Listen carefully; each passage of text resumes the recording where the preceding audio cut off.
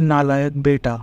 बेटा, हमारा एक्सीडेंट हो गया है। मुझे ज़्यादा चोट नहीं आई, पर तेरी माँ की हालत गंभीर है। कुछ पैसों की ज़रूरत है और तेरी माँ को खून चढ़ाना है। 62 साल के माधव जी ने अपने बड़े बेटे से फ़ोन पर कहा, पापा, मैं बहुत व्यस्त हूँ, आजकल मेरा आना नहीं हो सकेगा। मुझे विदेश में नौकरी का पैकेज मिला है, तो उसी की तैयारी में कर रहा हूँ। आपका भी तो यही सपना था ना, इसीलिए हाथ भी तंग चल रहा है। पैसों की व्यवस्था कर लीजिए, मैं बाद में दे दूंगा। उनके बड़े बेटे इंजीनियर बेटे ने जवाब दिया। उन्होंने अपने दूसरे डॉक्टर बेटे को फोन किया तो उसने भी आने से मना कर दिया। उसे अपनी ससुराल में शादी में जाना था। हाँ, इतना जरूर कहा कि पैसों की चिंता मत कीजिए, मैं भिजवा दूंगा। यह अलग बात है कि उसने कभी पैसे नहीं भिजवाए।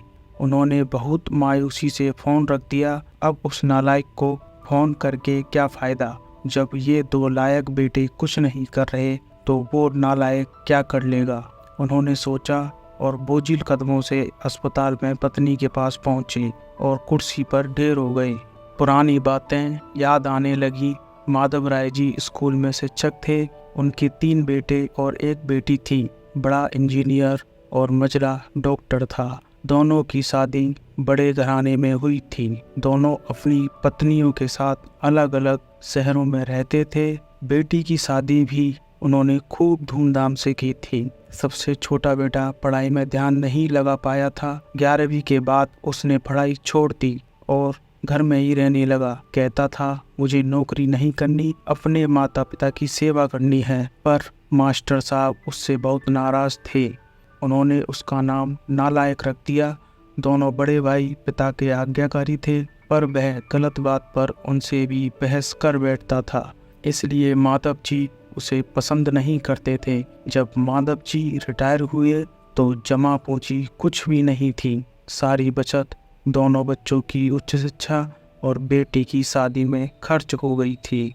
शहर में एक घर, थोड़ी जमीन और गांव में थोड़ी सी जमीन थी। घर का खर्च उनके पैसे से चल रहा था। माधव जी को जब लगा कि छोटा सुधरने वाला नहीं है तो उन्होंने बंटवारा कर दिया और उसके हिस्से की जमीन उसे देकर उसे गांव में ही रहने भेज दिया। हालांकि वह जाना नहीं चाहता था, पर पिता की जिद के आगे झुक गया और गांव में ही झोंपड़ी बनाकर रहने लगा। माधव जी सबसे अपने दोनों होनहार और लायक बेटों की बड़ाई किया करते थे। उनका सीना गर्व से चौड़ा हो जाता था, पर उस नालायक का नाम भी नहीं लेते थे। 2 दिन पहले दोनों पति पत्नी का एक्सीडेंट हो गया था। वह अपनी पत्नी के साथ सरकारी अस्पताल में भर्ती थे। डॉक्टर ने उनकी पत्नी का ऑपरेशन करने को कहा। पापा पापा सुनकर तंद्रा टूटी तो देखा सामने वही नालायक खड़ा था, पर उन्होंने गुस्से में मुंह फेर लिया। पर उसने पापा के पैर छुए और रोते हुए बोला, पापा, आपने इस नालायक को क्यों नहीं बताया? पर मैंने भी आप लोगों पर जासूस छोड़ रखे हैं। खबर मिलते ही भागा आया हूँ। पापा के विरोध के बावजूद उसने उसको एक बड़े अस्पताल में भर्ती कराया। माँ का ऑपरेशन कराया, अपना खून दिया।